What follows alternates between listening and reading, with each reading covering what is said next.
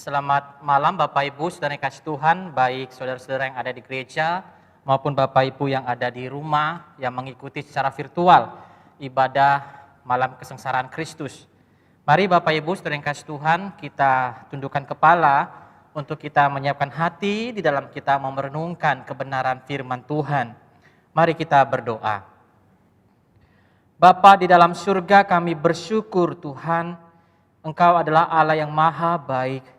Engkau bukan saja berkata-kata penuh kasih, tetapi perbuatanmu terbukti maha kasih. Hari ini Tuhan, ketika kami datang beribadah, memperingati akan kesengsaraan Kristus yang terjadi 2000 tahun yang lalu, kami sungguh bersyukur karena kami mengenal Engkau oleh karena anugerah Tuhan, memahami bagaimana sebetulnya penderitaan yang dimaksudkan oleh Kristus terhadap apa yang akan kami hadapi juga sebagai pengikut-pengikut-Mu. Hari ini Tuhan, biarlah dalam kami memperingati masa-masa sengsara Engkau yang pernah terjadi 2000 tahun yang lalu.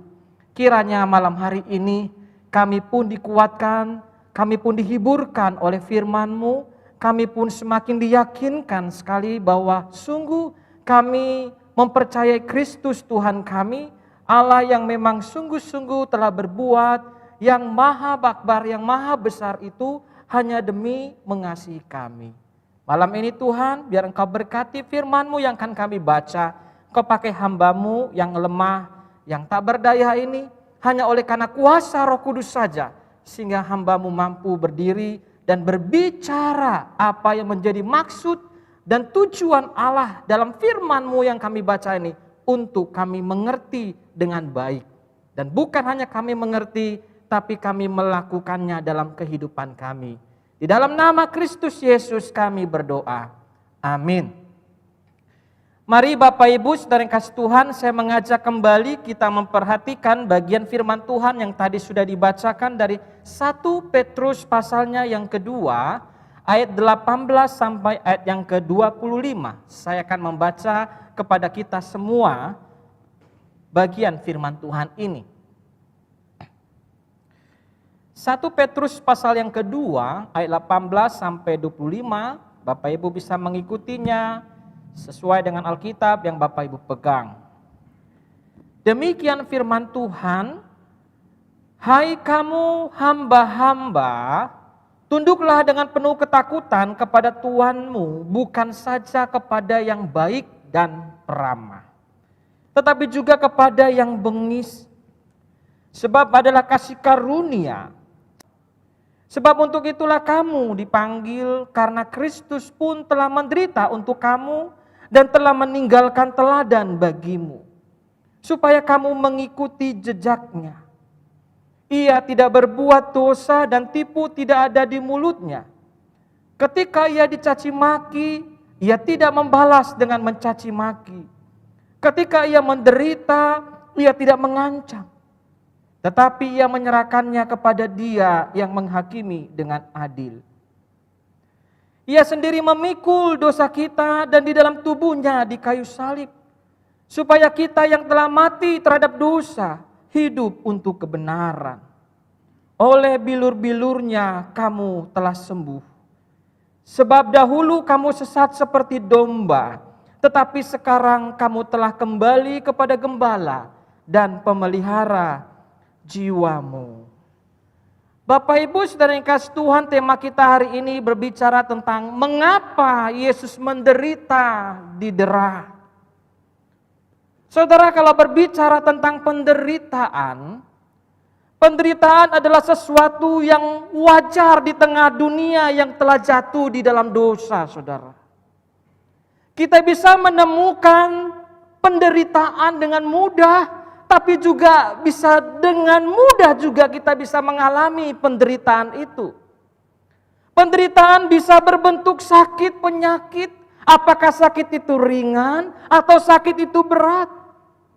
Penderitaan bisa juga oleh karena kita kehilangan seseorang yang kita kasihi. Penderitaan bisa juga berbentuk kegagalan hidup, atau kekecewaan di dalam pekerjaan, atau di dalam studi kita.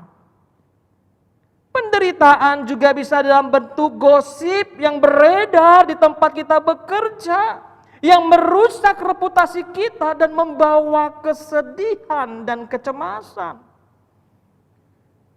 Bapak Ibu Saudara yang dikasihi Tuhan, barangkali akan masih banyak lagi penderitaan-penderitaan yang kita temukan di dalam dunia ini, bahkan mungkin yang kita alami secara langsung. Tetapi yang sesungguhnya yang tak kalah penting adalah bagaimana cara manusia meresponi penderitaan. Dan ternyata tak sedikit dengan cara-cara yang keliru. Dan cara-cara itu mungkin disebabkan oleh karena mindset kita menilai kehidupan dan memahami penderitaan secara keliru. Misalkan saja, ada orang meresponi penderitaan itu dengan cara dia melarikan diri dari penderitaan. Ketika di dalam keluarga dia mengalami penderitaan, ada orang yang melarikan diri, keluar dari rumah, lari dari rumah. Tapi ada juga orang yang melakukan satu tindakan yang sangat ekstrim dan tidak terpuji oleh Allah. Melarikan diri dari penderitaan dengan cara bunuh diri. Ada lagi cara-cara yang keliru yang barangkali terjadi di dalam sekitar kehidupan kita. Bahwa ada orang-orang meresponi penderitaan itu dengan menyangkali bahwa penderitaan itu ada. Sehingga Bapak Ibu Saudara yang kasih Tuhan, ketika engkau bertemu dengan dia, engkau menanyakan beritanya, kabarnya, dia akan selalu menjawab, aku baik-baik saja kok. Tetapi ada cara yang ketiga yang keliru juga adalah meresponi penderitaan, dia menyalahkan orang lain, dia menyalahkan dirinya sendiri, dia menyalahkan keadaan di sekitar dia. Bahkan kadangkala dia pun bisa menyalahkan Tuhan karena penderitaan yang dialaminya. Saudara, jalan penderitaan memang tak dikenal di dunia ini. Yang di dunia kenal adalah satu kemenangan. Hidup itu harus menang. Hidup itu harus berhasil. Ketika kita mempunyai kekuatan yang hebat, maka kita pasti akan menang. Ketika kita punya senjata yang hebat, yang luar biasa, pasti kita tidak akan terkalahkan. Dunia akan berkata demikian, kekalahan itu adalah sesuatu yang tabu, nggak perlu dibicarakan. Penderitaan itu tidak boleh terjadi di dalam kehidupan kita. Inilah dunia. Dunia memandang sedemikian. Saudara, penderitaan tidak boleh terjadi. Inilah yang sering digaungkan oleh dunia ini. Saudara, pemikiran seperti itu tidak selaras dengan firman Tuhan, saudara. Ketika kita membaca surat 1 Petrus pasalnya yang kedua ini, kita menjumpai bahwa di dalam bagian firman Tuhan ini, surat ini ditujukan kepada orang-orang Kristen yang pada saat itu mereka menderita di perantauan. Mereka adalah sebagai kelompok yang minoritas. Mereka sedang menghadapi penganiayaan, menghadapi tekanan. Mereka menderita di tengah orang-orang yang tak mengenal Allah.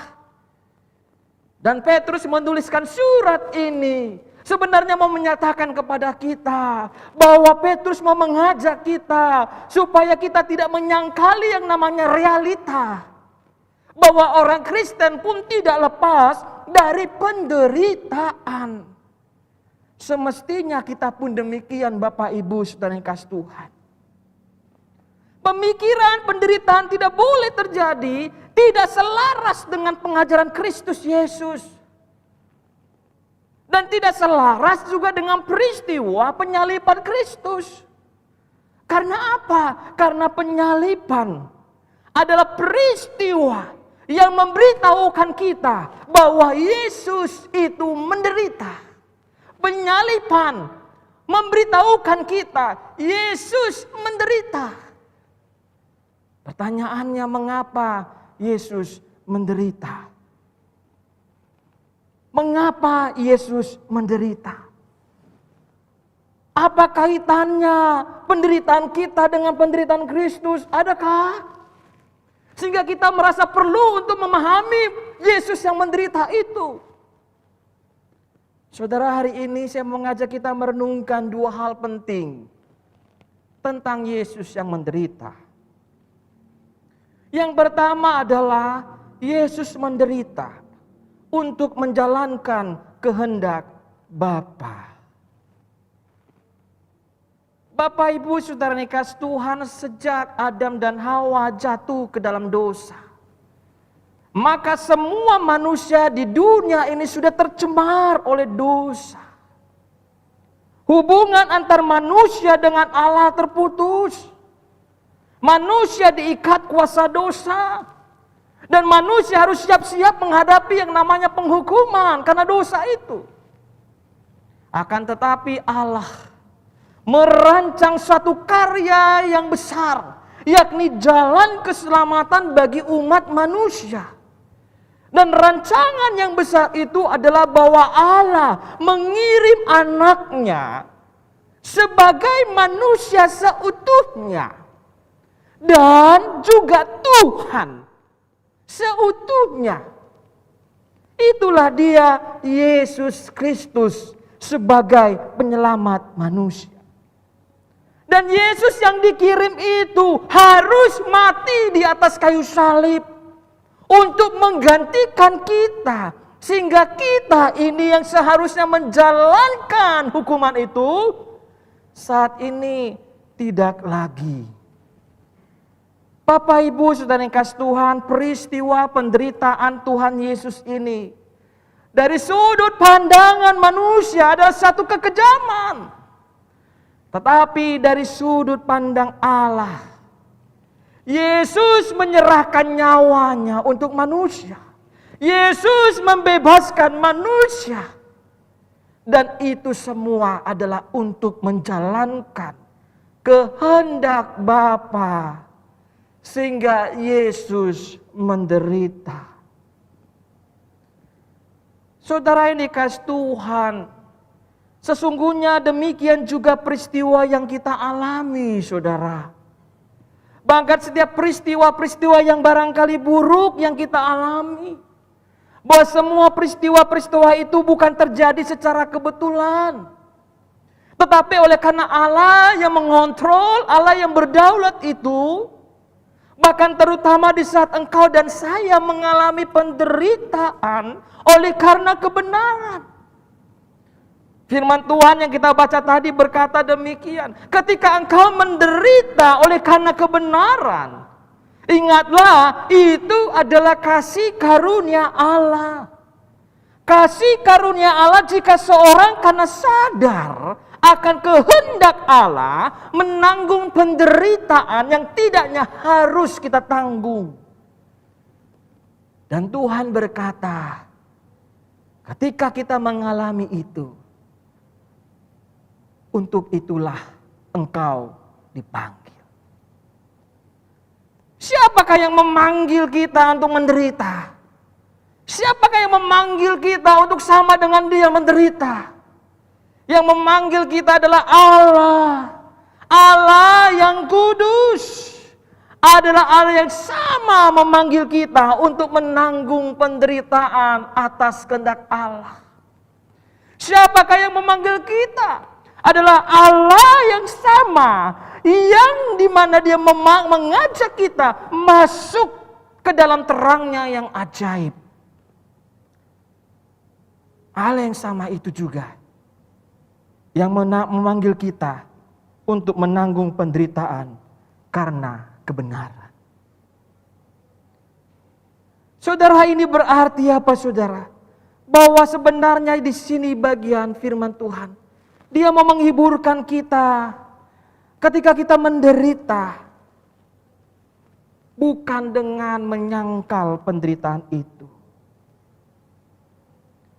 Yesus menghibur kita, dia dengan berkata demikian. Hai anakku, ketika kau menderita, sebetulnya itu adalah panggilanku kepadamu. Saudara, sebetulnya itu adalah panggilanku kepadamu. kehendakku kepadamu. Kau menderita seperti aku, kata Yesus. Karena Allah yang Maha Kudus, yang memanggil kita untuk hidup kudus, adalah Allah yang sama memanggil kita untuk menderita karena kebenaran. Karena Allah yang memanggil kita adalah Allah yang menyelamatkan kita, yang membawa kita masuk ke dalam terangnya yang ajaib, adalah Allah yang sama, yang memanggil kita untuk menanggung penderitaan karena kebenaran. Saudara, suatu saat ada seorang bernama Joni. Dia dipanggil bosnya ke kantor. Lalu bosnya bilang seperti ini kepada dia. John, kamu selama ini saya lihat kerjanya sangat baik. Saya rencana promosikan kamu naik jabatan. Saya mau nanya nih, kamu senang gak? Betah gak kerja di sini? Saudara Joni menjawab, oh iya Pak, saya betah Pak, saya betah.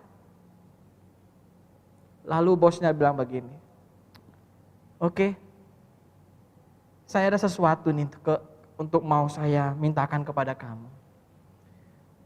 Kamu lihat tuh kertas di atas meja? Iya. Silakan diambil, John. Lalu Joni melihat kertas itu, dia baca kertas itu, lalu dia berpikir dan sedikit mengkerutkan keningnya. Lalu bosnya suruh dia, ayo baca keras-keras. Baca apa yang menjadi isi tulisan itu, baca. Lalu Joni berkata, enggak Pak, saya enggak Pak. Enggak. Bosnya Joni makin marah dia. Dia berkata, kamu sombong ya? Untuk baca itu saja kamu enggak mau. Baca saja, enggak apa-apa, baca, ayo baca. Tapi Joni juga tetap bersikeras, dia bilang, oh enggak Pak, saya enggak mau Pak, enggak usah Pak. Semakin naik emosi bosnya, dia berkata, baiklah, kalau kamu enggak mau membacanya, saya enggak jadi naikkan kamu, naikkan jabatanmu. Lalu Joni berkata, dengan tetap dia memberikan hormat kepada bosnya, dia bilang, maaf ya Pak, enggak apa-apa Pak, saya tetap kerja di sini dengan posisi saya sekarang ini, enggak apa-apa Pak. Akhirnya Joni keluar dari ruangan itu. Saudara, itulah realita dalam pekerjaan. Yang kadangkala kita bisa dibenturkan. Kalau hal yang tidak sesuai dengan iman kita. Kadang kita dibenturkan dengan perkataan, kalau kamu tidak korupsi, enggak bisa jalan kamu. Kalau kamu tidak bisa menerima sogokan, memberi sogokan, enggak bisa jalan perusahaanmu. Saudara, berapa banyak dalam kehidupan kita, seringkali godaan-godaan itu bisa muncul dengan mendadak dalam kehidupan kita. Tapi saya mau mengatakan, saudara, ketika godaan-godaan itu datang muncul mendadak dalam kehidupan kita, biarlah kita tetap memilih untuk setia mengikut Kristus. Tetap memilih setia mengikut Kristus walaupun kita tidak naik jabatan. Tetap setia mengikut Kristus walaupun kita tidak mendapat fasilitas yang lebih di dalam kantor kita. Jauh lebih baik kita memilih mengikut Kristus, setia kepada Kristus. Walaupun mungkin pekerjaan kita jadi lebih macet karena kita mau bekerja secara jujur dan murni. Tapi ada yang lebih dari itu, saya mau mengatakan kepada kita. Ketika godaan-godaan itu datang dalam hidup kita. Ketika penderitaan seperti itu datang kepada kita. Ingatlah, itu artinya kita menderita karena kebenaran. Kita menderita karena kita mau mengikut Kristus. Kita menderita karena kita mau setia kepada Kristus. Dan Kristus bilang seperti ini kepada kita. Hai anakku, ketika engkau menderita, itulah panggilanku kepadamu. Itulah kehendakku kepadamu. Aku pun menderita seperti engkau. Yang kedua, Bapak Ibu Saudara yang dikasihi Tuhan, bicara tentang Yesus menderita. Apakah kaitannya dengan diri kita? Saudara, yang kedua adalah bahwa Yesus menderita untuk memberikan teladan bagi kita. Teladan bagi kita, saudara. Saudara dikasih Tuhan, Yesus menderita. Bagi orang tak percaya akan menganggap kebodohan meneladani Yesus. Kebodohan oleh karena mereka berpikir kalau Yesus itu adalah Allah yang maha kuasa. Apakah tidak ada cara yang lain tanpa harus menderita menyelamatkan manusia? Bukankah Yesus itu bisa menghindar dari hukuman yang kejam yang dideritanya sampai dia mati di atas kayu salib? Tapi akan berbeda dengan orang percaya melihat penderitaan Kristus. Orang percaya melihat penderitaan Kristus adalah sesuatu yang penting untuk meneladani Dia. Di manakah pentingnya, saudara? Apakah teladan Yesus yang menderita ini bagi kita? Ada 3, saudara. Yang pertama, saudara yang kasih Tuhan, kalau kita perhatikan dalam 1 Petrus pasal 2 ayat yang ke-22, teladan yang diberikan oleh Kristus saat Dia menderita adalah teladan tidak berbuat dosa ketika menderita. Saudara, ketika Yesus dihadapkan kepada Pilatus, Pilatus berkata kepada para imam-imam kepala dan semua orang banyak pada saat itu, dia katakan, dari kesalahan-kesalahan yang kamu tuduhkan kepadanya, tidak ada kudapati padanya. Herodes pun juga tidak. Tidak ada sesuatu apapun yang dilakukannya yang setimpal dengan hukuman mati. Aku akan menghajar dia, lalu aku akan melepaskannya. Saudara, di hadapan pemegang hukuman pada masa itu, Yesus dikatakan tidak bersalah. Yesus dikatakan tidak berdosa. Bahkan pada saat Yesus menderita, pada saat Yesus itu dipukul, pada saat Yesus itu diludahi, Yesus dikatakan tidak berbuat dosa. Tipu tidak ada dalam mulutnya. Yesus tidak berbohong. Yesus tidak berdusta. Tidak seperti Petrus yang berbohong, yang berdusta karena dia mau menghindar dari penderitaan. Ketika ada seorang budak perempuan melihat Petrus dan berkata kepada Petrus, bukankah engkau salah satu pengikut dari Yesus orang Galilea itu? Petrus berbohong. Dia berkata, aku enggak ngerti apa yang kau maksudkan. Aku enggak mengerti. Saudara, banyak orang menghindar dari penderitaan pakai cara apa? Berbohong. Banyak orang menghindar dari penderitaan pakai cara apa? Berdusta. Tapi Yesus dikatakan di sini ketika dia menderita, Yesus tidak berbohong. Yesus tidak berbuat dosa. Yesus tidak berbohong tentang dirinya. Ini adalah teladan yang diberikan oleh Kristus. Dikatakan dalam 22, ia tidak berbuat dosa dan tipu tidak ada dalam mulutnya. Bertobatlah kita. Jikalau kita pernah menghindari penderitaan, kita mengambil cara-cara yang keliru, berdusta, berbohong, Kristus berkata, ikutilah jejak Kristus. Ikutilah jejakku. Satu jejak, tidak berbuat dosa ketika menderita. Yang kedua, teladan yang kedua adalah teladan kesabaran ketika menderita.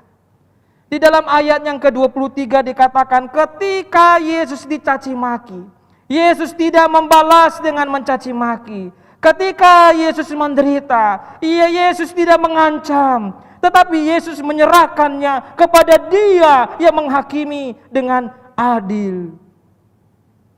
Saudara dikasih Tuhan, ketika Yesus menyusuri jalan yang disebut Via Dolorosa itu, jalannya menuju ke tempat penyaliban itu, banyak orang-orang yang membenci Yesus, mengambil kesempatan untuk mereka mencaci maki Yesus, mengejek-ngejek Yesus. Mereka juga meludahi Yesus, memukul Yesus. Bahkan ada orang-orang yang menendang Yesus, mendorong Yesus. Ketika Yesus menderita ejekan itu, ketika Yesus menderita pukulan seperti itu, firman Tuhan berkata, Yesus tidak mengancam. Sekalipun Yesus adalah anak Allah, Allah yang maha kuasa, Yesus tidak mengancam mereka dengan mengejek Dia.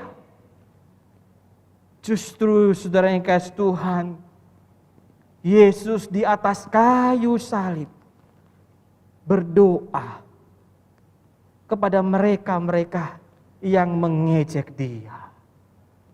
Yesus di atas kayu salib melihat semua orang-orang yang mengejek Dia tadi, yang meludahi Dia tadi, yang memukul Dia tadi, yang menendang Dia tadi. Yesus di atas sebagai anak Allah, Dia tidak mengancam. Dia tidak berdoa untuk membuat mereka mendapat hukuman.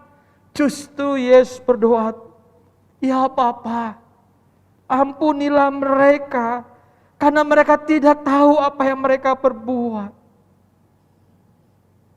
Saudara dikasih Tuhan, bukankah kita sering melihat ada dua orang yang sedang bertengkar, yang sedang berseteru, lalu mereka saling mengejek, saling mencaci maki.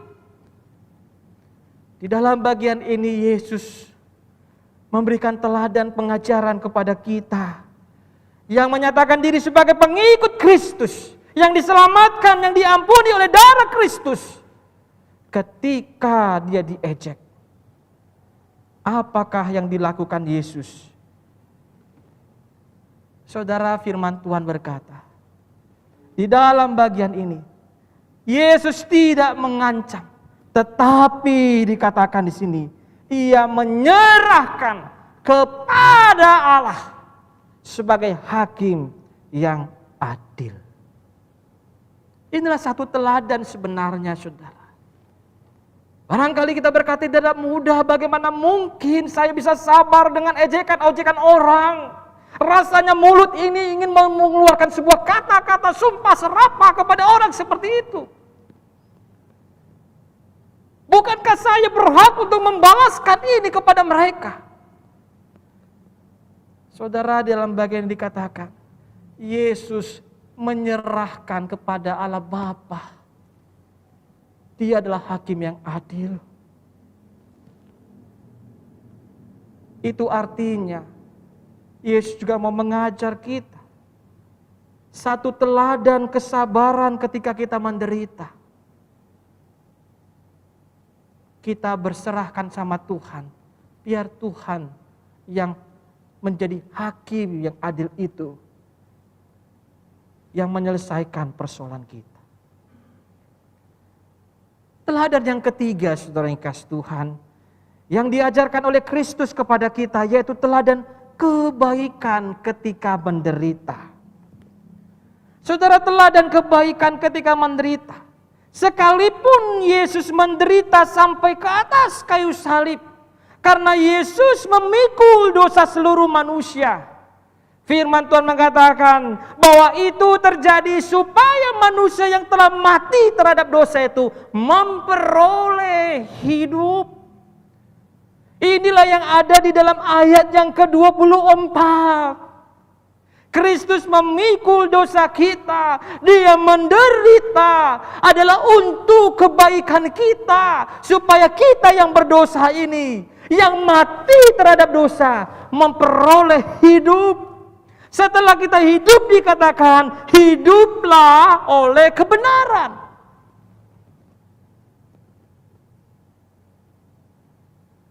Saudara, artinya bahwa ketika Yesus menderita, sekalipun Yesus menderita, Yesus tetap menabur kebaikan bagi kita. Saudara, jujur kita di hadapan Tuhan malam hari ini. Kadang ketika kita menderita, sulit memikirkan kebaikan bagi orang lain. Betul. Susah rasanya memikirkan kebaikan untuk orang lain, aku saja menderita. Sulit memikirkan bagaimana aku berdoa untuk orang lain, aku saja menderita. Kita sulit memikirkan kebaikan bagi orang lain, mengulurkan tangan kita kepada orang lain, kita berkata sama Tuhan, Tuhan aku saja sedang menderita. Barangkali kita bilang sama Tuhan, Tuhan singkirkan dulu penderitaan ini. Baru sepertinya aku bisa dengan tenang memikirkan perbuatan baik apa yang bisa aku berikan kepada mereka itu. Saudara yang dikasih Tuhan, Yesus tidak demikian. Teladan yang ketiga ini adalah satu teladan yang luar biasa. Dia tetap menabur kebaikan ketika dia menderita.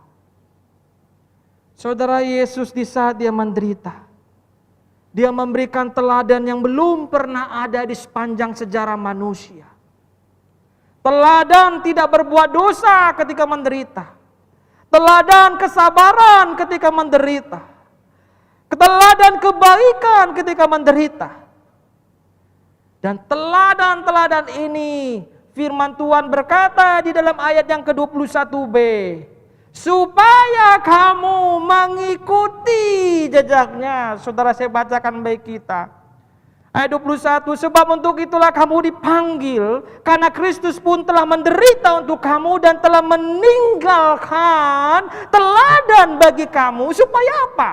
Supaya kamu mengikuti jejak Kristus.